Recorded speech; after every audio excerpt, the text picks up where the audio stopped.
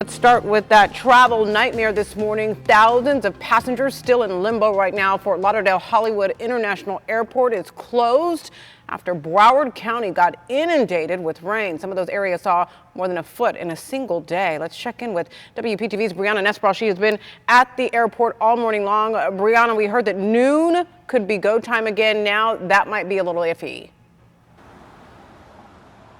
Yeah, right now it is scheduled for noon. You know, Holland, as someone that grew up in South Florida, has called this home my entire life. This is the most severe flooding I have ever seen. It's truly unprecedented in recent history for South Florida. Now, there continues to be chaos here for travelers here at the airport, not only for those who have spent the night and stayed overnight here, but also for those travelers getting here thinking they'll be able to get on that next flight, only to find out that it's either been delayed or canceled. I spoke to travelers heading to Atlanta, to North Carolina, to New York, even to Canada, all of them stranded here at the airport. Now I want to show you the reason for that. This is what the deal breaker is.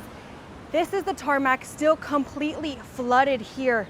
This is our vantage point, you know, standing water all over the tarmac, excuse me. This is why airplanes cannot take off or land. Now, since we last spoke, some of this water has receded, as you can see, but there are still some dry spots, but overall, the majority still flooded. The National Weather Service in Miami says Fort Lauderdale saw between 14 and 20 inches of rain since yesterday afternoon. So if you're coming down from our viewing area, you may not be able to leave for a while. Now let's take a look at some video we shot earlier this morning.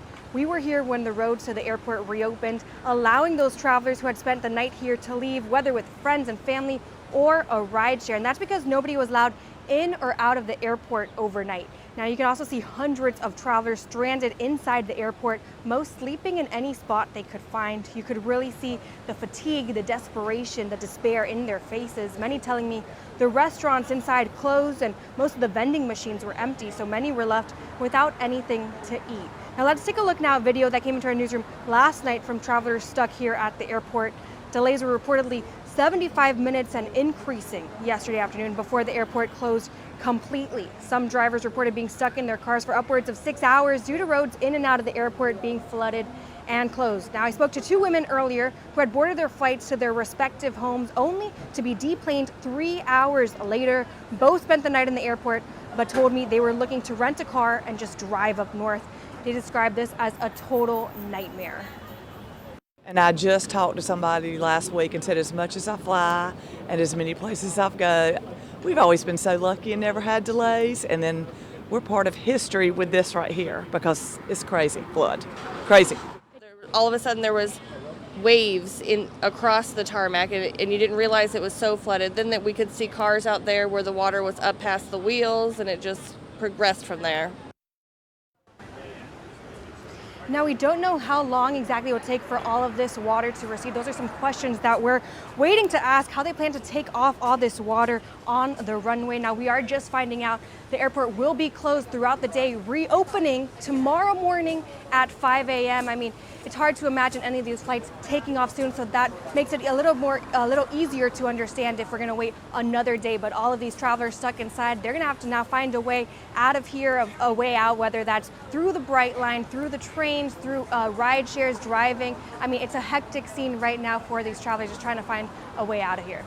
I think what a mess there. About 73,000 passengers go through Fort Lauderdale Hollywood just in a given day.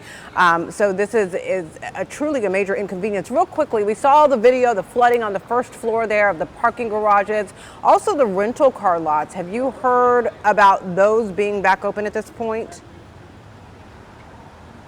You know, Holly, I went downstairs about 30 minutes ago and I didn't actually see as many tow trucks there 30 minutes ago. I was there earlier and I did see a ton of them coming in. Probably a lot of those cars, especially on the first floor of this parking garage, just flooded and, you know, probably don't even start. But when I went there about 30 minutes ago, I didn't see as many tow trucks here. It's possible that these cars were able to start. As far as those rental cars, we're told they're limited. I mean, at this point, I'm sure they're all full and taken, but yeah.